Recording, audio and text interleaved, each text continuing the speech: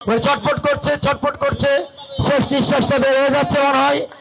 ইন্না লিল্লাহি ওয়া ইন্না ইলাইহি রাজিউন। আস্তে আস্তে ভাই, এত জোরে বুড়ি মানুষ ভাই এভাবে করে নিয়ে যেতে হয় না, বয়স্ক মানুষ। আস্তে আস্তে নাও, মরার আগে মেরে ফেলবা নাকি? আস্তে আস্তে আস্তে আস্তে ভাই, এত তাড়াহুড়ো কিছু নাই, এত তাড়াহুড়ো কিছু নাই। আমাদের এখানে ম্যাজিস্ট্রেট আছে ভাই, আপনারা একটু পিছনে যান ভাই, আর ফুটেজ খাওয়ার দরকার না, প্লিজ পিছনে যাই আমরা একটু। ভাই একটু দাঁড়াও, তোমরা তো ওয়েট করো না, জল্লাদ তুমি কি নিয়ম জানো না? দাঁড়াও, ম্যাজিস্ট্রেট আছে এখানে, আমাদের দামি ম্যাজিস্ট্রেট উপস্থিত আছেন। উনি ওখানে গিয়ে শেখ হাসিনার সাথে কিছু বার্তালাপ করবে, সেগুলোর ব্যবস্থা আছে। আমাদের এখানে কালো কাপড়টা একটু পরে দাও, হুজুরও আছে, কালো কাপড় আছে। ভাই আমি ম্যাজিস্ট্রেট সাহেবকে বলছি, দামি ম্যাজিস্ট্রেট সাহেব আপনি একটু উপরে আসেন। আমাদের যে আসামি আছে ফাঁসির কাস্টে, তার একটা স্বীকারোক্তি নেন এবং উনি কি বলে আপনি এসে জানান, উনি কি ওনার অপরাধ স্বীকার করেছে কিনা মৃত্যুর আগে। যান আপনি গিয়ে আপনি স্বীকারোক্তি নিয়ে আসেন, যান আপনার দিকে যান না ভাই, আপনারা কাইন্ডলি পিছনে যান না ভাই, একটু পিছনে না গেলে আসলে তো কিছু দেখা যাবে না ভাই। আর একসাথে সবাই তাহলে কিন্তু স্টেজ ভেঙে যাবে, পরে কিন্তু সেই স্মার্ট বাংলাদেশ হয়ে যাবে না। ফুয়াদ ভাই উনি স্বীকারোক্তি দেননি, উনি বলেছেন উনি কোনো কিছুর জন্যই দোষী না। এই যে মানে ফাঁসির আদেশ হচ্ছে, তারপরে হচ্ছে না। আপনি এক কাজ করেন, হুজুরকে বলেন কালেমা পড়িয়ে কোরআন শরীফের কসম কাটিয়ে এরপরে স্বীকারোক্তি দেবে, এবারে দিবে। দেখেন কোরআন আর আল্লাহকে কেউ ভয় মানে কেউ ভয় না করে থাকতে পারে না।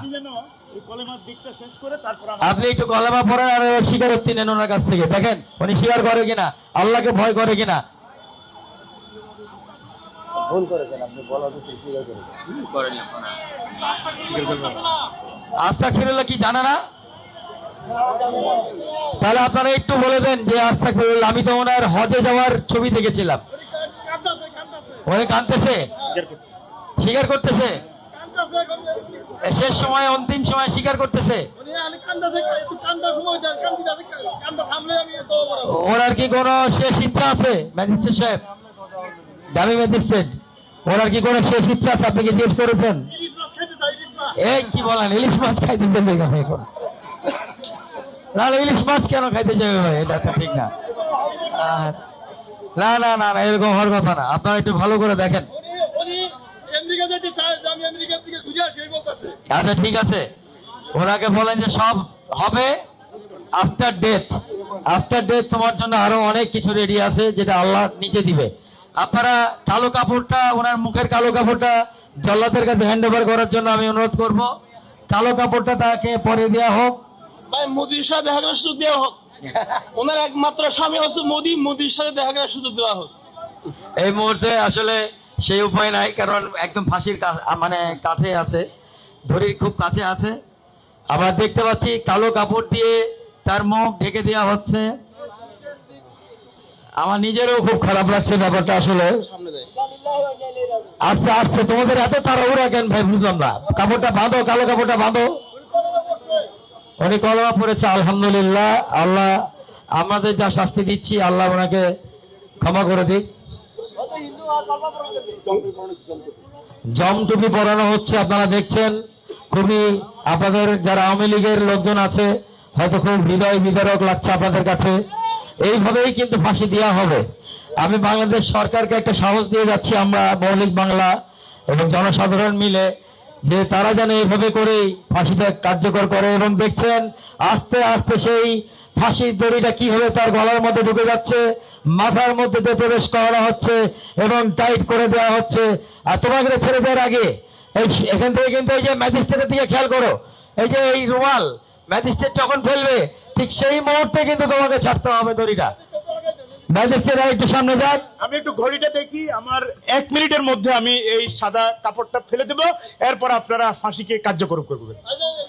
আপনি জল্লাদ তুমি তাকিয়ে থেকে ম্যাজিস্ট্রেটের দিকে, রুমাল রেডি হয়ে আছে।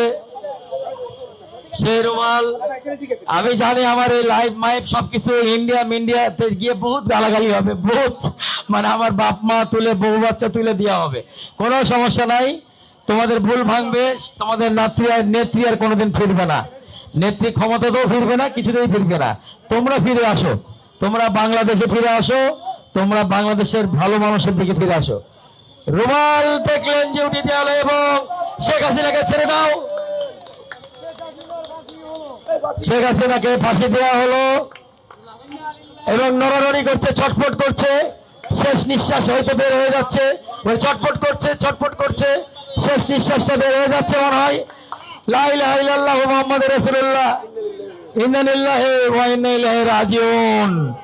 আমরা সবাই ইন্না লিল্লাহি ওয়া ইন্না ইলাইহি রাজিউন পড়ি, কারণ সে চলে গেছে, যে চলে গেছে তার উপরে রাগ রাখতে হয় না, রাগ মিটিয়ে দিতে হয়। আমরা অ্যাটলিস্ট আমরা সবাই মুসলিম, আমরা মুসলিম ভাবে করব। আপনারা দেখলেন কিভাবে শেখ হাসিনার প্রতীকী ফাঁসি দেওয়া হলো বাংলাদেশের জনগণের মঞ্চে, আমাদের মৌলিক বাংলার মঞ্চে।